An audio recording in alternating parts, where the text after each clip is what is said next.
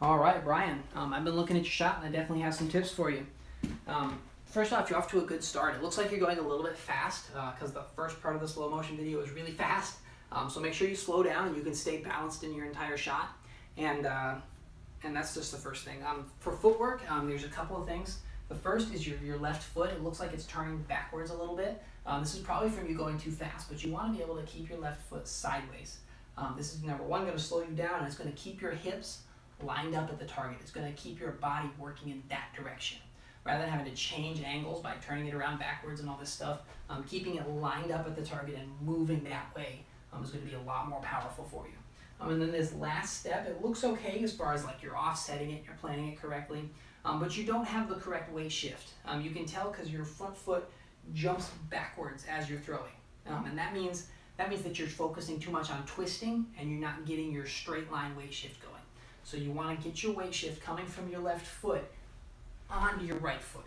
You want to take your right foot, plant it on the ball of your foot, and then jam your heel into the ground and feel that power coming into your hips. This is all my right leg here as I'm going, pow, and jamming it into the ground. It makes me brace. It forces my hips to turn and forces that to power the shot. You're going to get a lot better results, a lot more power out of doing that. And then for your reach back, I couldn't get that word out. For your reach back, you're kind of just sticking the disc back there. It's timed well, but you need to be a little bit more purposeful with it, a little bit more deliberate. You want to start with the disc in front of you and then smoothly move it back. If you watch Will Schustrick in his reach back, as he's reaching back, the disc stays in the same position, and then he pulls forward and powers the shot. It's really crazy how the disc, like in air, stays in its same position and then it goes forward at incredible speeds. For your pull, you're not quite pulling the disc in to your chest. You're kind of pulling it out in front of it and a little bit to the left, and you're rounding just a little bit there.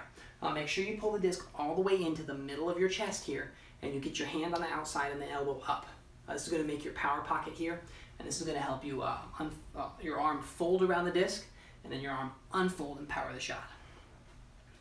You want to keep your left arm tight. So your left arm kind of goes up in the air in the reach back. When the pull, you want to jam it down like the inside of your left leg here.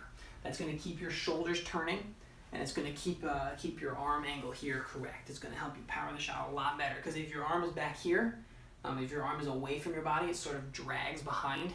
But if you jam it down the left side of the inside of your left leg, that's going to help your shoulders power the shot and turn with it, rather than slow down the shot and drag behind it.